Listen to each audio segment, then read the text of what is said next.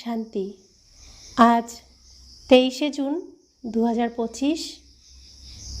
প্রাতঃ মুরলি ওম শান্তি। বাপ দাদা মধুবন। বাপ দাদা বলছেন, মিঠে মিঠে বাচ্চে, তোমাদের সর্বপ্রথম শিক্ষা হলো আমি আত্মা, শরীর নই। আত্ম অভিমানী হয়ে থাকো, তাহলে বাবার স্মরণ থাকবে। আজকের মুরলির প্রশ্ন, বাচ্চারা, তোমাদের কাছে কোন গুপ্ত সম্পদ আছে যা অন্য মানুষদের কাছে নেই? উত্তর, তোমাদের ভগবান বাবা পড়ান, সেই পড়ার জন্য খুশির গুপ্ত খাজানা তোমাদের কাছে আছে। তোমরা জানো যে আমরা যা পড়ছি তা ভবিষ্যৎ অমরলোকের জন্য, এই মৃত্যুলোকের জন্য নয়। আমরা যে পড়াশোনা করছি এটা ভবিষ্যতের অমরলোকের জন্য, এই মৃত্যুলোকের জন্য আমরা পড়াশোনা করছি না। বাবা বলেন, ভোরবেলা উঠে ঘোরো ফেরো, শুধু এই সর্বপ্রথম পাঠ স্মরণ করো, তাহলে খুশির সম্পদ জমা হতে থাকবে। ওম শান্তি। বাবা বাচ্চাদের জিজ্ঞাসা করেন, বাচ্চারা, তোমরা আত্ম অভিমানী হয়ে বসেছ তো? নিজেকে আত্মা মনে করে বসেছ? আমাদের অর্থাৎ আত্মাদের পরমাত্মা বাবা পড়াচ্ছেন। বাচ্চাদের এই স্মৃতি এসেছে যে আমরা দেহ নই, আত্মা। বাচ্চাদের দেহী অভিমানী বানানোর জন্যই পরিশ্রম করতে হয়। বাচ্চারা আত্ম অভিমানী থাকতে পারে না, তারা বারে বারে দেহবোধে এসে যায়। তাই বাবা জিজ্ঞাসা করছেন, আত্ম অভিমানী হয়ে থাকো কি? আত্ম অভিমানী হলে বাবার স্মরণ আসবে, আর দেহবোধে থাকলে লৌকিক সম্বন্ধ স্মরণে আসবে। প্রথম এই শব্দ স্মরণে রাখতে হবে যে আমি আত্মা। আমি আত্মার মধ্যেই 84 জন্মের পার্ট লিপিবদ্ধ আছে, এই কথা পাকা করতে হবে। আমি হলাম আত্মা। অর্ধেক কল্প তোমরা দেহ অভিমানী থেকেছ, এখন কেবল এই সঙ্গম যুগেই বাচ্চাদের আত্ম অভিমানী বানানো হয়। নিজেকে দেহ মনে করলে বাবাকে স্মরণে আসবে না। তাই প্রথম এই পাঠ দৃঢ় করে নাও। আমি আত্মা, অসীম জগতের পিতার সন্তান। দেহের বাবাকে স্মরণ করার কথা কখনো মনে করাতে হয় না। তা আমরা যে পরিবারে থাকি, লৌকিক পরিবারে, সেখানে পিতা মাতাকে স্মরণ করানোর জন্য বা মনে করানোর জন্য বলে দিতে হয় না বারবার, তো অটোমেটিক মনে থাকে। কিন্তু আমাদের অসীম জগতের পিতা, যিনি সত্য পিতা, তাকে কেন বারবার মনে করার কথা বলে দিতে হয়? বারে বারে আমরা কেন ভুলে যাই? বাবা বলছেন, যে মিথ্যা কিছু সময়ের অভিনয়ের জন্য তোমার পিতা, তাকে তো ভুলো না। আর যে সত্য সদাকালের জন্য তোমার পিতা, তাকে ভুলে যাও। বাবা এখন বলেন, আমি তোমাদের পারলৌকিক বাবা, তোমরা আমাকে স্মরণ করো। আত্ম অভিমানী হও। দেহী অভিমানী হলে দেহের সম্বন্ধ স্মরণে আসবে। নিজেকে আত্মা মনে করে বাবাকে স্মরণ করো, এটাই হলো পরিশ্রমের। এ কথা কে বোঝাচ্ছেন? আমাদের আত্মাদের বাবা, যাকে সবাই স্মরণ করে।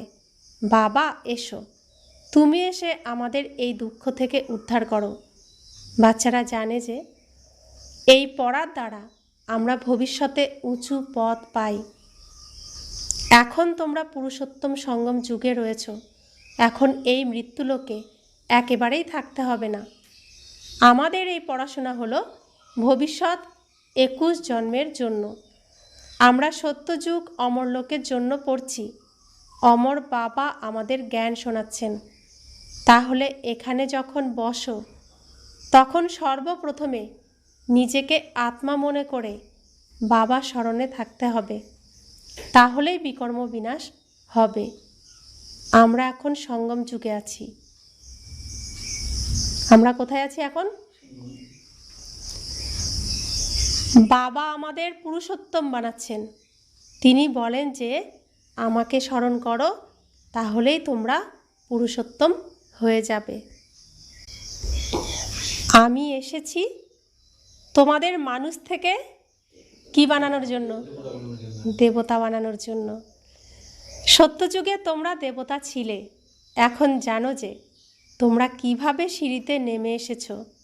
এখন আমরা সব জানি, আমরা কত ভালো ভালো চরিত্র অভিনয় করেছিলাম, আর কিভাবে এত পাতালে চলে এসেছি, নিচে অন্ধকারে ছিলাম, স্বর্গে কত উঁচুতে, নেমেছি পাতালে কত নিচে।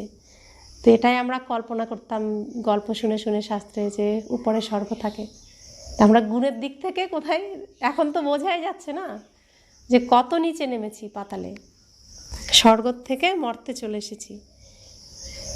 তো বাবা বলছেন সত্যি সত্যি বাবা না আসলে কি করে জানতাম। আমাদের আত্মার মধ্যে 84 জন্মের পাঠ নির্ধারিত রয়েছে। তো 84টি পোশাক পরে আমরা এই স্টেজে অভিনয় করেছি। সব থেকে ফার্স্ট ক্লাস ড্রেস কোনটা? প্রথম ড্রেস, সত্যযুগের যে ড্রেস আমরা পরেছিলাম। বাবা বলছেন এখন তোমার যত চরিত্রে তুমি অভিনয় করেছো, সব থেকে ফার্স্ট ক্লাস ড্রেসটা তুমি এখন পরে সামনে এসো, যেটা তোমার সব থেকে ভালো শ্রেষ্ঠ অভিনয়, সেই পোশাক পরে তুমি এখন সবার সামনে এসো। আর আমরা কি করছি সেটা পাচ্ছি না পড়তে, এত নোংরা করে ফেলেছি নিজেকে। তাই বাবা বলছেন তাড়াতাড়ি রেডি হয়ে ওই পোশাক পরে আসো, দেখি তোমাকে আর দেখাও সবাইকে। আর সেটা করার জন্যই বাবা এসেছেন। দুনিয়ার কেউ জানে না যে এই ভক্তি মার্গ আলাদা আর এই জ্ঞান মার্গ আলাদা। যেই আত্মাদের বাবা পড়ান তারা জানে, আর কেউই জানে না। তো আত্মাদেরকে, যে আত্মারা পড়ে শুধুমাত্র তারা জানে। যারা সঙ্গমযুগী হয়েছে বাবা শুধুমাত্র তাদেরকেই পড়ান, তাদের সাথেই কথা বলেন। বাকি যারা সঙ্গমযুগী নয় তাদের সাথে কথা বলেন না। তাই আমরাই শুধু জানি, আমরাই সেই শ্রেষ্ঠ সৌভাগ্যবান যার দৃষ্টি আমরা পেয়েছি, ভগবানের দৃষ্টি আমরা পেয়েছি, যাকে পাওয়ার জন্য কত পাহাড়ে গুহায় জঙ্গলে এখনও মুনি ঋষিরা, এখনও সাধু সন্তরা তপস্যা করে যাচ্ছে। সেই ভগবান কত সহজে এসে আমাদেরকে পড়াচ্ছেন। তো তারা এখনও তপস্যা করছেন, আর আমরা ভগবানকে এখানেই পেয়েছি এত সহজে, আবার তার কাছে পড়াশোনা করছি, যিনি আমাদের তৃতীয় নয়ন খুলে দিয়েছেন। আর আমাদেরকে সম্পূর্ণ নাটকটা, এই পৃথিবীর স্টেজের সম্পূর্ণ নাটকটা তিনি আমাদের সামনে তুলে ধরেছেন। সমস্ত রহস্য যতটুকু তার মধ্যে আছে ততটুকুই আমাদের মধ্যে দিয়ে দিয়েছেন। আমরাই সেই কোটির মধ্যে কতিপয় কেউ একজন আত্মা যার উপর ভগবানের দৃষ্টি পড়েছে। কত সৌভাগ্যবান আমরা। তো এত কোটি কোটি আত্মার মধ্যে থেকে আমরা শ্রেষ্ঠ সৌভাগ্যবান আত্মা। এ হলো ভবিষ্যতের জন্য গুপ্ত সম্পদ।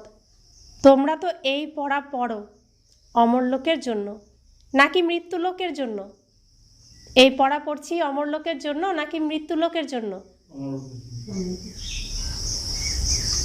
বাবা এখন বলছেন ভোরবেলা উঠে তোমরা ঘুরে বেড়াও, কিন্তু প্রথম এই শব্দই স্মরণ করো যে আমি শরীর নই, আমি আত্মা। তো ভোরবেলা সবাই শরীরের জন্য হাঁটতে বেরোয়, তো ঘুরতে বেরোয়। বলছে ঠিক আছে বেরো, ভোরবেলা তো উঠছই তোমরা, কিন্তু প্রথমেই স্মরণ করো যে আমি আত্মা। আমার আত্মিক বাবা আমাকে পড়ান। এই দুঃখের দুনিয়া এখন পরিবর্তন হয়ে যাবে। সত্যযুগ হলো সুখের দুনিয়া। তোমাদের বুদ্ধিতে এই সম্পূর্ণ জ্ঞান আছে। এ হলো আত্মাদের আধ্যাত্মিক জ্ঞান। বাবা হলেন জ্ঞানের সাগর, তিনি আমাদের আধ্যাত্মিক পিতা। আর লৌকিক পিতা হলো দেহের বাবা। বাকি তো সবাই দেহের সম্বন্ধী। এখন এই দেহের সম্বন্ধ ত্যাগ করে একের সঙ্গে জুড়তে হবে। এখন গাওয়াও হয় যে আমার তো এক, দ্বিতীয় আর কেউ নেই। আমার তো এক আর দ্বিতীয় কেউ নয়। তো আমরা একে যাচ্ছি না, সব কিছু একে যাচ্ছি। পিতা এক, পিতার সন্তান আমরা সবাই এক পরিবারের। আমরা আমাদের একটাই ভাষা, একটাই উদ্দেশ্য, একটাই ধর্ম। তো আমরা অনেকের থেকে এখন একে, আমি বিন্দু, আমার পিতা বিন্দু, এই এক বিন্দুতে আমরা এখন লক্ষ্য রাখব। আমার তো এক বাবা, দ্বিতীয় কেউ নয়। আমরা এক বাবাকেই স্মরণ করি, আমরা দেহকেও স্মরণ করি না। এই পুরানো দেহ তো ত্যাগ করতে হবে, এই জ্ঞানও তোমরাই পাও। এই দেহকে আমাদের এখন ছাড়তে হবে। আর যারা এটা জানে না তারা কি জানে? তারা মরে যাবে। কত ভয়, মরে যাবে। আর আমরা অমর, অবিনাশী আত্মা, এই দেহ রূপী বস্ত্রকে আমরা ত্যাগ করব, ছাড়ব। আমরা মরব না কখনোই। তো এই জ্ঞানও কে পেয়েছে? আমরা পেয়েছি। তাহলে আমাদের আচরণে কি পার্থক্য আসবে? তো মরার ভয় আছে আমাদের, আর তাদের মরার ভয় আছে, আমাদের মৃত্যু ভয় নেই। তাহলে দুটোর মধ্যে কত রাত দিনের পার্থক্য, আচরণেও তাহলে সেই পার্থক্য তো থাকবে। এই শরীর কিভাবে ত্যাগ করতে হবে? স্মরণ করতে করতেই শরীর ত্যাগ করতে হবে। তাই বাবা বলেন, তোমরা দেহি অভিমানী হও, নিজের ভিতরে বারবার গুলতে থাকো, বাবা বীজ আর ঝাড়কে স্মরণ করতে হবে। তো নিজের ভেতরে এটাকেই গুলতে থাকো যে বাবা হলেন বীজ আর এই কল্পবৃক্ষ হলো ঝাড়। শাস্ত্রে এই কল্পবৃক্ষের বৃত্তান্ত রয়েছে। বাচ্চারা এ কথাও জানে যে জ্ঞানের সাগর বাবা আমাদের পড়ান। আমাদের কোনো মনুষ্য পড়ায় না। এখানে কোনো মনুষ্য পড়ায়? এখানে কে পড়ান? বাবা, স্বয়ং ভগবান পড়ান। আমাদের কোনো মনুষ্য পড়ায় না। আমরা কোনো মনুষ্যর কাছেও আসি না, আমরা আসি বাবার কাছে। এই কথা মনে দৃঢ় করে নিতে হবে। পড়তে তো হবেই, তাই না? সত্য যুগেও দেহধারীই পড়ান। ইনি কিন্তু দেহধারী নন। ইনি বলেন, আমি পুরানো দেহের আধার নিয়ে তোমাদের পড়াই। কল্প কল্প আমি তোমাদের এমনভাবে পড়াই, আবার পরের কল্পে এভাবেই পড়াবো। এখন তোমরা যদি আমাকে স্মরণ করো তাহলে তোমাদের বিকর্ম বিনাশ হবে। আমি হলাম পতিত পাবন, আমাকেই সর্বশক্তিমান বলা হয়। মায়াও কিন্তু কম নয়, সেও শক্তিমান। কোথা থেকে নামিয়ে দিয়েছে এখন তো তোমরা মনে করতে পারো, তাই না? 84 চক্রেরও মহিমা আছে। এ হলো মনুষ্যেরই কথা। অনেকেই জিজ্ঞাসা করে, পশুদের কি হবে?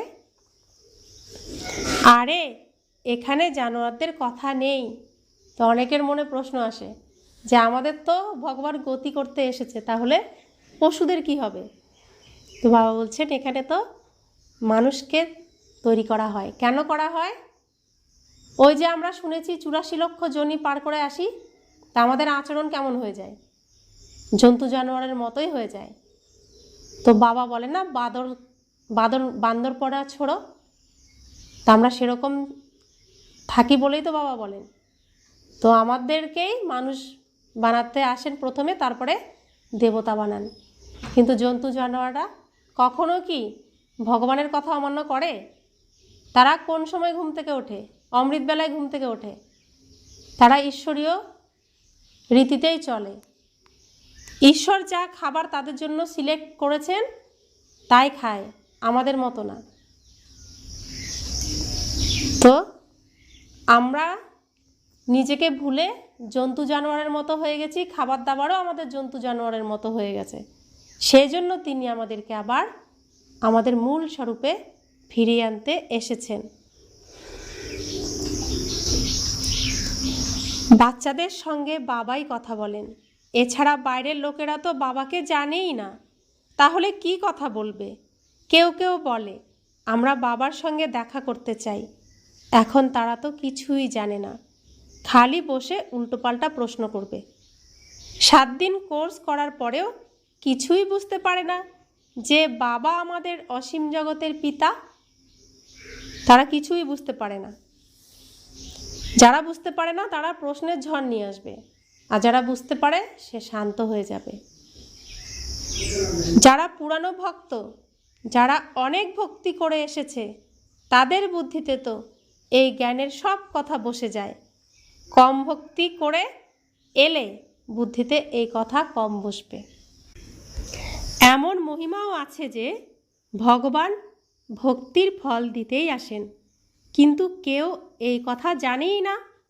জ্ঞানমার্গ আর ভক্তিমার্গ সম্পূর্ণ আলাদা। সম্পূর্ণ দুনিয়া ভক্তিমার্গে আছে, কোটিতে কয়েকজন এসে এই পড়া পড়ো। কোটিতে কয়েকজন এসে এই পড়া পড়ে। তো এত এত থাকা সত্ত্বেও কয়জন আসছে এখানে? আমরা কয়েকজনই আসি। সারা বিশ্বে কত কত আত্মা। ঈশ্বরীয় বিশ্ববিদ্যালয়ে কয়জন আছে? কোটিতে কেউই তো আছে। বাবা এই এত এত আত্মার ভিতরে আমাদেরকে লাইট দিয়ে সার্চ করেছেন, তার লাইট জ্বালিয়ে জ্বালিয়ে খুঁজেছেন আমার বাচ্চাগুলো, হীরা বাচ্চাগুলো একটুখানি কোথাও চকচক করছে কিনা, সেখান থেকে তিনি তুলে আনছেন। এই কাজটা কি এতটাই সহজ?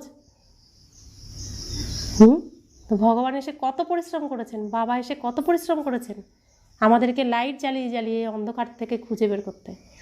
তো বাবাকে সহযোগ দিতে হবে। এখনও যে ভাইরা আমাদের ভাইরা সেই অন্ধকারে পড়ে আছে, আমাদেরকেও তো খুঁজে বের করতে হবে, বাবাকে সহযোগিতা করতে হবে। তো বাবা সেজন্য আমাদেরকে এত ভালোভাবে সহজভাবে সব কথা বোঝান। এই জ্ঞান তো খুব মিষ্টিভাবেই বোঝানো হয়। 84 জন্মের চক্র তো মানুষই জানবে, তাই না? তোমরা তো আগে কিছুই জানতে না, শিবকেও জানতে না। শিবের কত মন্দির আছে, মানুষ শিবের পূজা করে, জল ঢালে, শিবায় নমঃ বলে, অথচ কেন পূজা করে কিছুই জানে না। লক্ষ্মীনারায়ণের পূজা কেন করে, তারা কোথায় গেল কিছুই জানে না। ভারতবাসীরাই এমন, যারা নিজেদের পূজ্যকে একদমই জানে না। খ্রিস্টানরা জানে যে ক্রাইস্ট অমুক সম্বতে এসেছিলেন, তিনি এসে সেই ধর্মের স্থাপনা করেছিলেন। শিব বাবাকে কেউই জানে না। পতিত পাবনও শিবকেই বলা হয়, তিনিই তো উঁচুর থেকেও উঁচু, তাই না? সব থেকে বেশি সেবা তাঁরই করে, তিনি সর্বের সদ্গতি দাতা। তিনি দেখো কিভাবে তোমাদের পড়ান। মানুষ বাবাকে ডাকেও যে এসে আমাদের পবিত্র বানাও। মানুষ মন্দিরে কত পূজা করে, কত ধুমধাম করে খরচ করে। শ্রীনাথের মন্দিরে, জগন্নাথের মন্দিরে গিয়ে দেখো, তারা তো সেই একই। জগন্নাথের জগৎনাথ, তার কাছে চালের হাঁড়ি চড়ানো হয়। শ্রীনাথের ওখানেও অনেক জিনিস তৈরি করা হয়। তফাৎ হয় কেন? কারণ তো চাই, তাই না? শ্রীনাথের মন্দিরে ঘি দিয়ে ভোগ করা হয়, মানে সব কিছু ফার্স্ট ক্লাস থাকে। আর জগন্নাথ মন্দিরে সাধারণ ভোগ হয়, ব্যঞ্জন থাকে, সব থাকে, কিন্তু সাধারণ থাকে। তো বাবা বলছেন দুই মন্দিরে ভোগের মধ্যে পার্থক্য কেন হয়? কেন হয়? শ্রীনাথকে বিষ্ণু, সুন্দর, পবিত্র, নির্বিকারী, অহিংসক, পুরুষোত্তম। আর জগন্নাথ কলিযুগের বিকারী, তো কালো, শ্যামবর্ণের, তাই না? কিন্তু না জানার কারণে বাবা বলছেন শ্রীনাথকেও কালো, আবার জগন্নাথকেও কালো করে দিয়েছে। এর কারণ তো কিছুই বোঝে না। শ্রীনাথ হলেন বিষ্ণুরূপ সুন্দর, তাই তার ভোগ হয় ফার্স্ট ক্লাস। জগন্নাথ হলেন বিকারী, কলিযুগের কালো, শ্যামবর্ণের, তাই তার ভোগ হয় সাধারণ। তো পার্থক্য কেন হয়? আত্মা একই, কিন্তু যখন যেই স্থিতিতে থাকে তখন সেই হিসেবে সম্মান পাচ্ছে, সেই হিসেবে তার পুজো হচ্ছে। আমাদের মধ্যেও তাই, সাধু সন্তরা পবিত্র থাকে তাই তাদের আমরা মান দিই, সম্মান দিই। আমরা অপবিত্র তাই মাথা নত করি। আবার আমরা যখন সেই পবিত্রতাকে ধারণ করছি, পবিত্র হচ্ছি, সেই সম্মান আমরা আবার ধীরে ধীরে ফিরে পাচ্ছি। তো মানুষ না জেনে দেবী দেবতাদেরও রূপ তাদের মনের স্থিতি অনুযায়ী দিয়ে দিয়েছেন, বোঝে না কিছুই। জগৎনাথ লক্ষ্মীনারায়ণকেই বলা হবে নাকি রাধাকৃষ্ণকে? রাধাকৃষ্ণ আর লক্ষ্মীনারায়ণের সম্বন্ধ কি, এ কথাও কেউ জানে না। বাচ্চারা, এখন তোমরা জানতে পেরেছ যে আমরাই পূজ্য দেবতা ছিলাম, তারপর পূজারী হয়েছি, চক্র লাগিয়েছি। এখন আবার দেবতা হওয়ার জন্য আমরা পড়ছি, আমাদের কোনো মানুষ পড়ায় না। এ হলো ভগবান উবাচ। ভগবানকেই জ্ঞানসাগর বলা হয়। এখানে তো ভক্তির সাগর অনেক আছে, যারা জ্ঞানসাগর বাবাকেই স্মরণ করে। তোমরা পতিত হয়েছিলে, আবার তোমাদের অবশ্যই পাবন হতে হবে। এ হলো পতিত দুনিয়া, এ স্বর্গ নয়। বৈকুণ্ঠ কোথায় সে কথা কেউ জানে না। মানুষ মারা গেলে বলে বৈকুণ্ঠে গিয়েছে। তাহলে তোমরা নরকের ভোজন ইত্যাদি তাদের কেন খাওয়াও? সত্যযুগে তো অনেক ফল ফুল ইত্যাদি হয়, এখানে কি আছে? এ হলো নরক। তোমরা এখন জানো যে বাবার দ্বারা আমরা স্বর্গবাসী হওয়ার জন্য পুরুষার্থ করছি। আমাদের পতিত থেকে পবিত্র হতে হবে। বাবা তো যুক্তি বলেই দিয়েছেন, কল্প কল্প বাবাই যুক্তি বলে দেন। আমাকে স্মরণ করো, তাহলে বিকর্ম বিনাশ হবে। তোমরা এখন জানো যে আমরা পুরুষোত্তম সঙ্গম যুগে আছি। তোমরাই বলো যে বাবা, আমরা 5000 বছর পূর্বে এমন হয়েছিলাম। তোমরাই জানো যে আমরা কল্প কল্প এই অমর কথা বাবার কাছ থেকে শুনি। শিব বাবাই হলেন অমরনাথ। বাকি এমন নয় যে তিনি পার্বতীকে বসে অমর কথা শোনান। সে হলো ভক্তি। জ্ঞান আর ভক্তিকে তোমরাই বুঝেছ। তো আমরা একজন কি পার্বতী? আমরা প্রত্যেকেই পার্বতী। কার কাছ থেকে শুনছি অমর কথা? অমরনাথের কাছ থেকে। অমরনাথের কাছ থেকে আমরা অমর কথা শুনছি পার্বতীরা, অমর লোকে যাওয়ার জন্য। তো বাবা বলছেন ব্রাহ্মণদের দিন আর ব্রাহ্মণদের রাত। বাবা বোঝান যে তোমরাই তো হলে ব্রাহ্মণ। তা আমরা এখন কোথায় এসেছি? এই নাটকের শেষ সীমানায়। সব থেকে বড় কে এই পৃথিবীতে, এই চক্রের মধ্যে এই নাটক করতে এসেছে? তাদের মধ্যে সব থেকে বড় কে? আমরা বড়। বাবা তো সর্বোচ্চ, বাবা বড়। আমরা যে এত ভাই বোনরা রয়েছি, অভিনয় করলাম পৃথিবীতে, সব থেকে বড় কারা? আমরা। আমরা এখন বৃদ্ধ অবস্থায় রয়েছি, সব থেকে বুড়ো আমরা এখন। তো সেই জন্য পুরো কাহিনী, এই নাটকটা কাদের নাটক? এই ব্রাহ্মণদের। এই ব্রাহ্মণদের নাটক, কারণ আমরা শুরু থেকে শেষ পর্যন্ত সম্পূর্ণ নাটকটাই করেছি। সবাই তো সম্পূর্ণ নাটক করেনি, কেউ কেউ তো মাঝখান থেকেও নাটক করেছে, কেউ তো লাস্টে এসেও 2-1টা চরিত্র অভিনয় করেছে। কিন্তু আমরা শুরু থেকে শেষ পর্যন্ত অভিনয় করছি, তাই আমরা সব থেকে বড়, বয়সে বড় সবার থেকে। তা আমরা হচ্ছি ব্রাহ্মণ। তো ব্রহ্মার দিন ব্রহ্মার রাত, অর্থাৎ ব্রাহ্মণদের দিন ব্রাহ্মণদের রাত। তা আমাদেরও তো তাই, একই তো, তাই তো? বাবা বোঝান যে তোমরাই তো হলে ব্রাহ্মণ, তাই না? আদি দেব তো ব্রাহ্মণই ছিলেন, তাকে দেবতা বলা হবে না।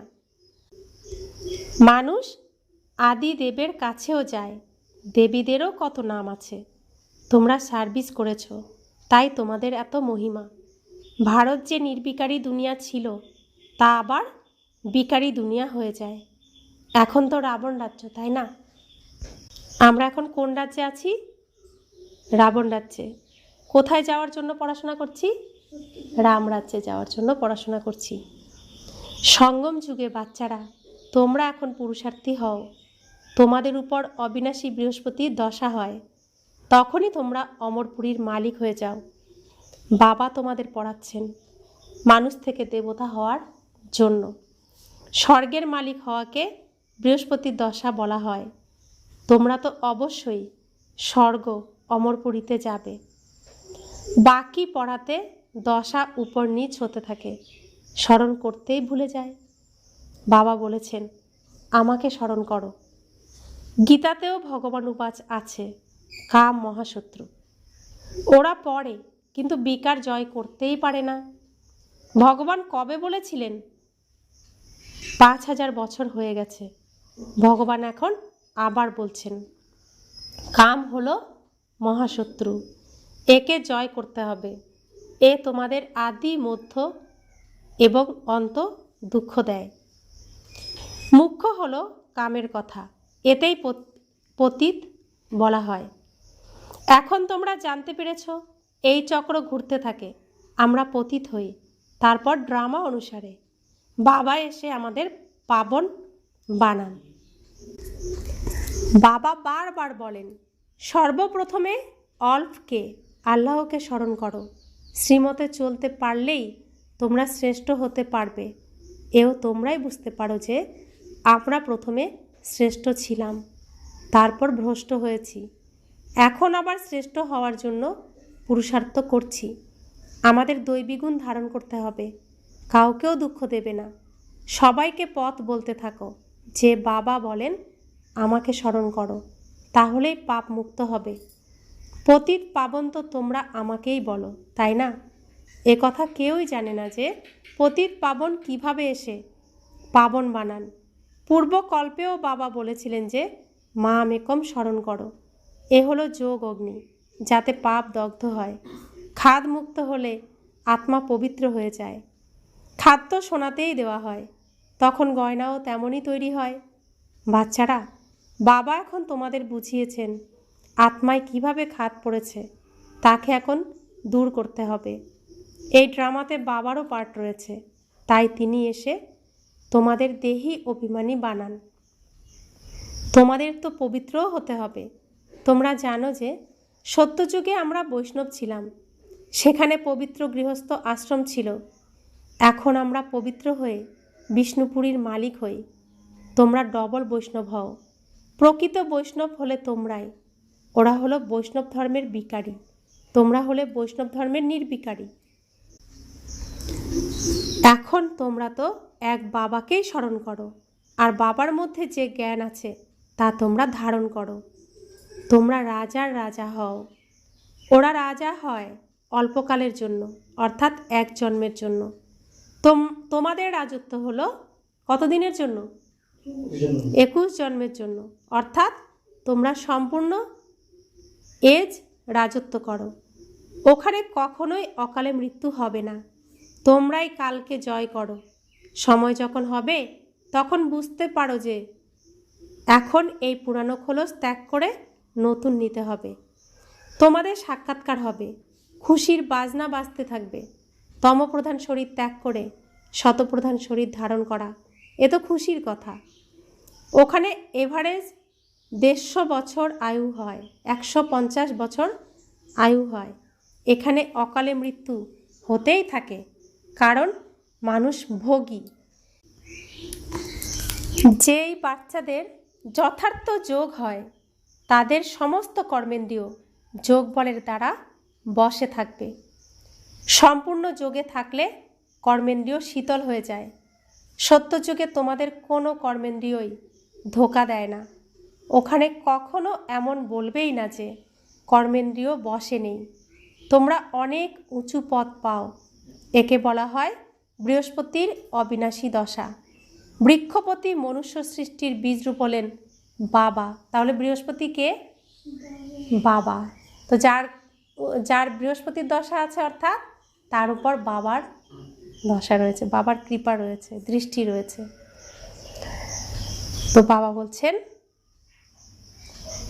বীজ তো উপরে থাকে, তাই তাকে অবশ্যই উপরে স্মরণ করা হয়। আত্মা তার বাবাকে স্মরণ করে। বাচ্চারা, তোমরা জানো যে অসীম জগতের পিতা আমাদের পড়ান। তিনি একবারই এই অমর কথা শোনাতে আসেন। অমর কথাই বলো বা সত্যনারায়ণের কথাই বলো, ওই কথার অর্থ মানুষ বুঝতে পারে না। সত্যনারায়ণের কথায় নর থেকে নারায়ণ হয়, অমর কথায় তোমরা অমর হও। তো সত্যনারায়ণের কথা শুনে কেউ অমর হবে না, নর থেকে নারায়ণ হবে, কিন্তু অমর কথায় কি হয়? অমর হয়। আমরা কি শুনছি? অমর কথা শুনছি। তো সত্যনারায়ণের কথা তো শুধু সত্যযুগের, আর অমর কথা হলো সম্পূর্ণ নাটকের। তো সত্য, ত্রেতা, দাপর, কলি, সঙ্গম যুগ, প্রত্যেক যুগেরই কথা হলো অমর কথা। তো আমরা শুনছি অমর কথা, অমর হওয়ার জন্য। বাবা প্রতিটি কথা পরিষ্কার করে বোঝান, প্রত্যেকটি কথা বোঝার মতোই তো, সহজ করেই তো বোঝান। अच्छा, मीठे मीठे सिखिलाते बच्चों प्रति माता पिता बाप दादा का याद प्यार और गुड मॉर्निंग। रूहानी बाप की रूहानी बच्चों को नमस्ते। हम रूहानी बच्चों की रूहानी माता पिता बाप दादा को याद प्यार, गुड मॉर्निंग और नमस्ते नमस्ते नमस्ते। शुक्रिया बाबा, शुक्रिया बाबा, शुक्रिया। धारणार जन्य मुख्य सार, যোগ বলের দ্বারা নিজের সর্বকর্মেন্দ্রিয় বশীভূত করতে হবে। এক বৃক্ষপতি বাবার স্মরণে থাকতে হবে। প্রকৃত বৈষ্ণব অর্থাৎ পবিত্র হতে হবে, বিষবিহীন হতে হবে। দ্বিতীয় ধারণা, ভোরবেলা উঠে প্রকৃত পাঠ পাকা করতে হবে যে আমি শরীর নই, আত্মা। আমার আত্মিক পিতা আমাকে পড়ান। এই দুঃখের দুনিয়ার এখন পরিবর্তন হয়ে যাবে। বুদ্ধিতে যেন এই সম্পূর্ণ জ্ঞানের মন্থন হতে থাকে। বরদান, সকল খাজানাকে কাজে লাগিয়ে পদমের উপার্জন জমা করে পদ্মপদম ভাগ্যশালী ভব। প্রতি সেকেন্ডে পদমের উপার্জন জমা করার বরদান ড্রামাতে সঙ্গমের সময়ে প্রাপ্ত হয়েছে। এরকম বরদান নিজের প্রতি জমা করো আর অন্যদের প্রতি দান করো। এই রকমই সংকল্পের খাজানাকে, জ্ঞানের খাজানাকে, স্থূল ধনরূপী খাজানাকে কাজে লাগিয়ে পদমের উপার্জন জমা করো। কেননা এই সময় স্থূল ধনও ঈশ্বরের উদ্দেশ্যে সমর্পণ করলে এক নতুন পয়সা, এক নতুন রত্নের সমান ভ্যালু হয়ে যায়। তাই এই সকল খাজানাগুলিকে নিজের প্রতি বা সেবার প্রতি কাজে লাগাও, তাহলে পদ্মপদম ভাগ্যশালী হয়ে যাবে। স্লোগান, যেখানে হৃদয়ে স্নেহ থাকে সেখানে সকলের সহযোগ সহজেই প্রাপ্ত হয়। যেখানে হৃদয়ের স্নেহ থাকে সেখানে সকলের সহযোগ সহজেই প্রাপ্ত হয়। অব্যক্ত ইশারা, আত্মিক স্থিতিতে থাকার অভ্যাস করো, অন্তর্মুখী হও। এখন এমন ট্রান্সপারেন্ট অর্থাৎ পারদর্শী হয়ে যাও যে তোমাদের শরীরের মধ্যে আত্মা বিরাজমান আছে, সেটা সবাই স্পষ্ট দেখতে পাবে। তোমাদের আত্মিক স্বরূপ তাদেরকে নিজেদের আত্মিক স্বরূপের সাক্ষাৎকার করাবে। একেই বলা হয় অব্যক্ত বা আত্মিক স্থিতির অনুভব করানো। তা আমরা যাব, চলবো অশরীরী, হালকা, যেন মাটিও কষ্ট না পায়, তো হালকা। আমরা তো আত্মা যাব, রাস্তা দিয়ে হাঁটলেও এই শরীরের মালিক আত্মা হাঁটছি।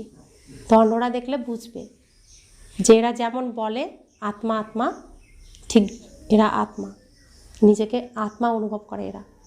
তা আমাদের সেইভাবে আচরণ, চলাফেরা, ওঠা বসা, দৃষ্টি, আমাদের বৃত্তি সব এমন হতে হবে, আত্মা আত্মা হয়ে চলতে হবে সম্পূর্ণ। তো আমাদের এখন বাবা বলছেন যেভাবে চলতে, স্টেপ বাই স্টেপ বাবার যেমন চাইছেন তেমন করলে আমরা আমাদের লক্ষ্যে পৌঁছাতে পারবো। কারণ লক্ষ্য সামনে চলে এসেছে, আর আমাদের সেই স্বর্গের গেট খুলতে হবে, তার জন্য প্রস্তুত হতে হবে এখন। আর আত্মাই গিয়ে গেট খুলবে, শরীর গিয়ে গেট খুলতে পারবে না। তাই আত্মা হয়েই আমাদের এখন ভাবতে হবে, চলতে হবে, আচরণও করতে হবে। ওম শান্তি।